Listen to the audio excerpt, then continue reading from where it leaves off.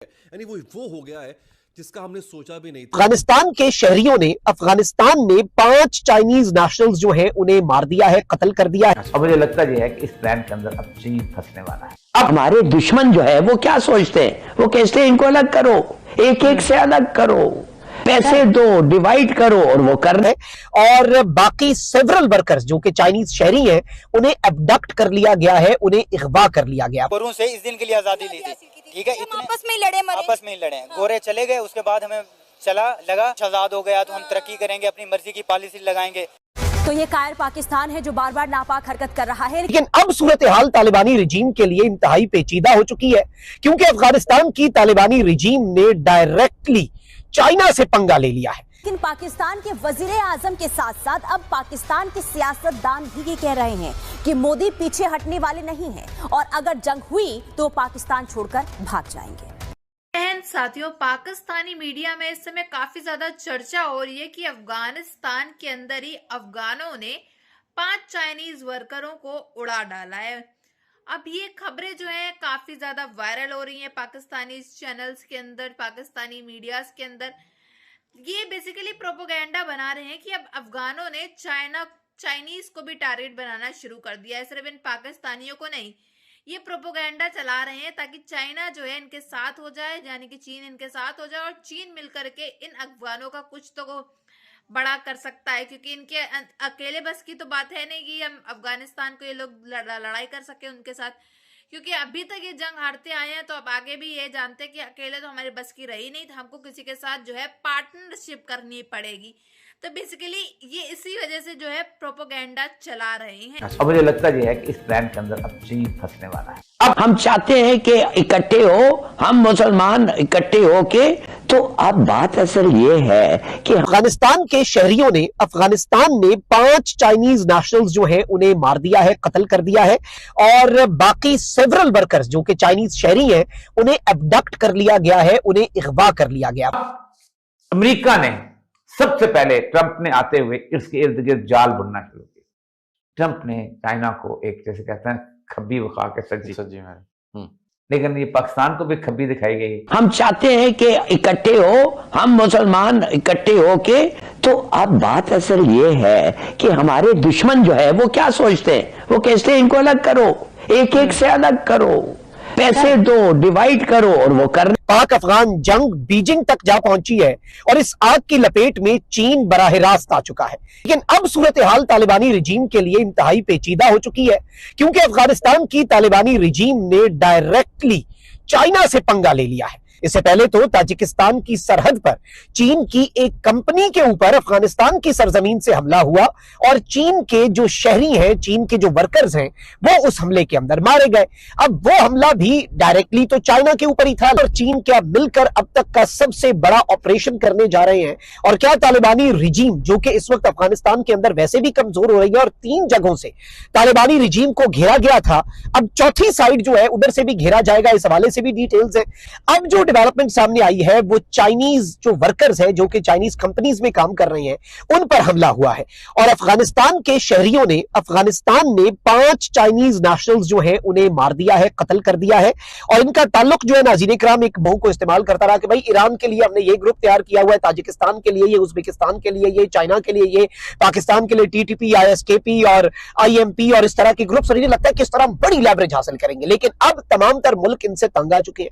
अब हुआ ये नाज़रीन इकराम के इनका जो व्हीकल था, जो गाड़ी थी चाइनीज वर्कर्स की, चाइनीज माइनिंग कंपनी की, उस गाड़ी को यहाँ के जो लोकल्स हैं उन्होंने आग लगा दी।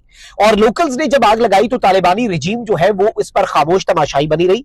और ये गोल्ड माइनिंग जो है वो उन एबडक्टेड लोगों को बचा पाएगी या चाइना को खुद मैदान में घुसना पड़ेगा।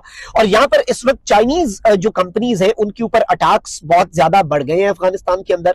और याद रखिएगा कि पाकिस्तान के अंदर अब जो दहशतगर्दी हो रही है, उस दहशतगर्दी की जो फंडिंग है उसकी एक बड़ी वजह यह है कि सीपेक को, जो कि फ्लैगशिप प्रोजेक्ट है चाइना के बड़े project one belt one road initiative का, उसको सैबोटाज करने के लिए भी ये दहशतगर्द गिरोह इस्तेमाल हो रहे हैं, जो कि अफगान टेरिटरी को इस्तेमाल कर रहे हैं। नाज़रीन, पाकिस्तान एक बार डिफरेंसेस तो हैं और हिस्टोरिकल डिफरेंसेस हैं और वो रहे हैं। आखिर ये पूरा कौम जो है, हम अगला क्यों है 1971 में? This was one reason. देखिए, समझना चाहिए कि इस नेशन पाकिस्तान मुख्तलिफ एथनिक ग्रुप्स इकट्ठे होके हर एक का लैंग्वेज है, कल्चर है, हिस्ट्री है, हाँ एरियर भी है, ये सब चीजें मुख्तलिफ हैं। हम लोग इकट्ठे हुए हैं, हम चाहते हैं कि इकट्ठे हो, सपोज टू बी वे दे डिफर, पैसे दो, डिवाइड करो, और वो कर रहे हैं।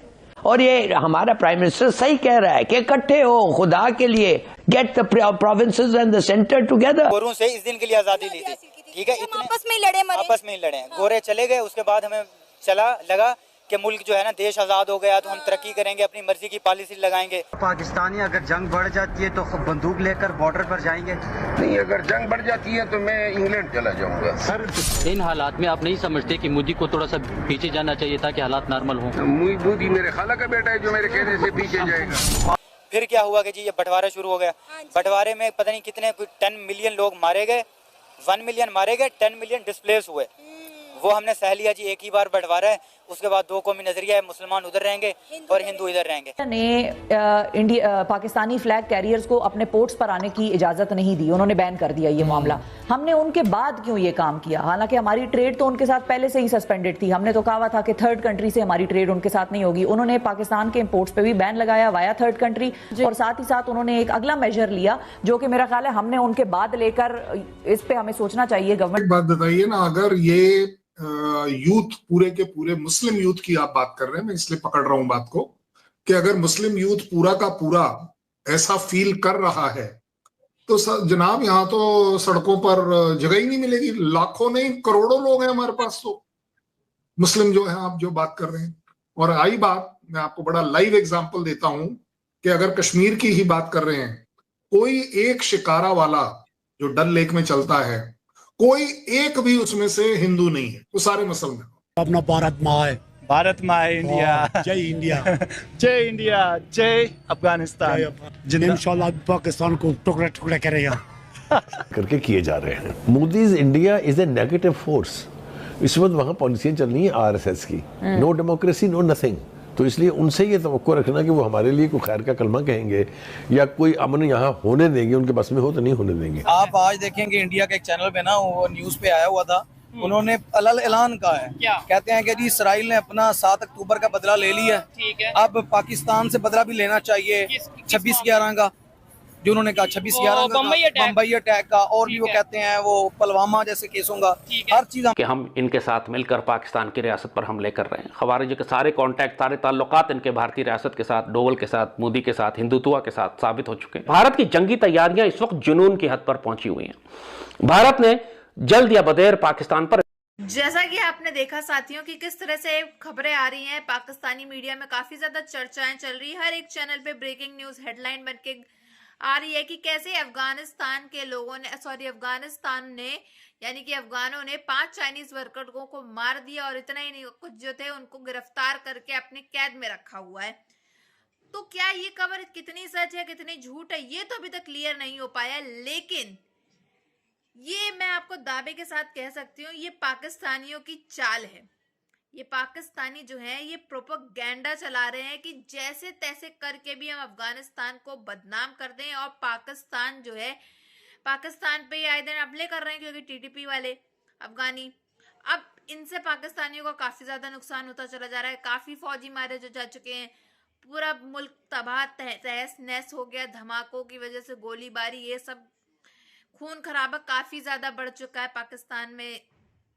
तो अब इन लोगों ने सोचा कि हम अफगानों का नाम लगा करके अब अपनी एक नई चाल खोलते हैं, जिससे चीन हमारे साइड आ जाए। बेसिकली ये चीन के साथ हाथ मिलाना चाह रहे हैं, ताकि ये दोनों देश इकट्ठे हो जाएंगे, यानी कि दोनों मिलकर एक हो जाएंगे, फिर ये अफगानों को ठोकेंगे। तो आप ये माइंडसेट समझ रहे हैं पाकिस्तान का।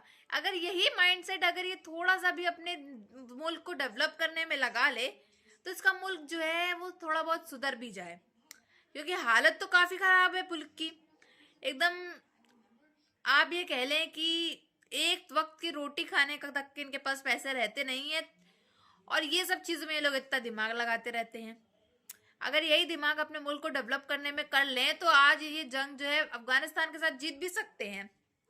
अगर ये थोड़ा भी अपना ब्रेन सेंस यूज कर लें, तो इनका थोड़ा मुल्क बच जाए।